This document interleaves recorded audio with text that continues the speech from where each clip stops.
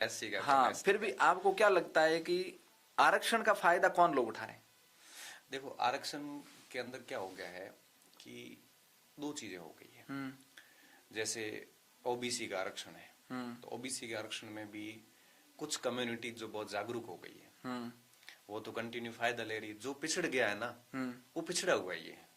वो बच्चा शहर तक पहुंच ही नहीं पा रहा। आरक्षण का फायदा तो बाद की बात है। सही बात। अब जैसे मान लो कि ओबी एससी है या एसटी, जैसे एसटी में भी जैसे एक मीणा कम्युनिटी है, एक भील कम्युनिटी है, मोटे मोटे दो है। अब मीणा कम्युनिटी जैसे कोई बच्चा आईएएस बन गया, अब वो तो जागरूक हो गए हैं, तो वो तो पूरा फायदा लेंगे। अब भील जैसे अपने बाड़ में भील बैठे हैं, इनमें कोई पढ़े ही नहीं बेचारे। अब जब ये पढ़े ही नहीं तो वो भील उस मीणा को कम्पीट कैसे कर पाएगा? अच्छा।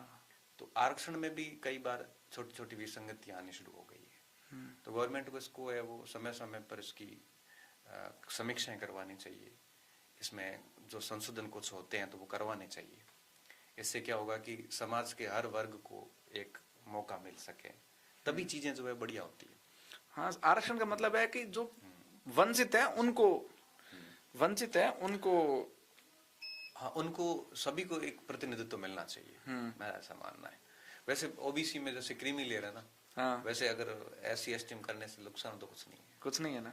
ओबीसी में जैसे कोई व्यक्ति क्रीमी ले रहा है जिसकी इनकम बहुत अच्छी है, तो उसके परिवार के जो बच्चे हैं उनको तो बहुत शानदार बैकग्राउंड मिला, उनको आरक्षण की कहाँ जरूरत है? ओबीसी में है ये, ईडब्ल्यूएस में भी है। एससी एसटी में जैसे कोई एसटी का या एससी का कोई व्यक्ति कलेक्टर बन गया, उसके बच्चों को तो अच्छी शिक्षा मिल रही है ना, तो ये आरक्षण आप उनको दो ना जो गाँव में भी व्यक्ति बैठा है।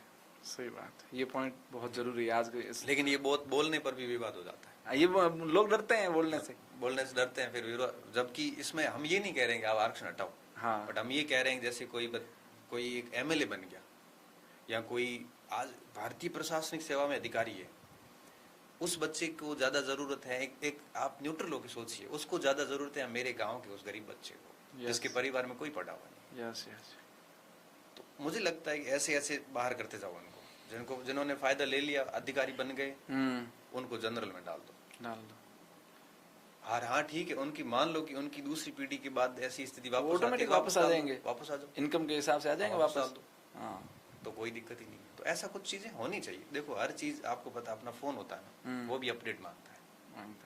समय के साथ हर चीज अपडेट चाहिए। तो फिर आरक्षण को 70 से लेके क्यों बैठे हैं, उसको भी अपडेट करना चाहिए। सही बात है। ऐसा अब इससे अब हमें तो कोई फायदा नहीं है, क्योंकि देखो हमें तो ना तो एससी मिलना, ना एसटी मिलना, ना ईडब्ल्यूएस मिलना। मैं तो शुद्ध रूप से जनरल का व्यक्ति हूँ। अच्छा, शुद्ध रूप से ईडब्ल्यूएस आने से तो काफी फायदा हुआ है। फायदा हुआ है भाई, ब्राह्मणों को और राजपूतों को बहुत फायदा हुआ है। अच्छा, आराम से नौकरियां लगती है, कई की जगह तो एससी से भी कम कट ऑफ जाती है। अच्छा। हाँ, एक घुमंतु समाज है, जोगी है, ये जो इनको ओबीसी में रखा हुआ है, ओबीसी में रखा हुआ है। इसको लेकर के समीक्षा होनी चाहिए। इनको लेकर के सरकार को सोचना चाहिए कि इनके पास तो कुछ भी नहीं है, जमीन भी नहीं है इनकी खुद की, इनके पास तो कुछ नहीं है यार। ये ओबीसी में कालबेलियों को मुश्किल से अब ऐसे में लिया है। कालबेलियों में भी दो कैटेगरी है। अच्छा, एक एससी में, एक कालबेलियों में भी ओबीसी में। अच्छा, हाँ, ऐसा हो रखा है। इस पे सरकार को सुधार करना चाहिए। तो फिर आप कोचिंग क्लासेस तरफ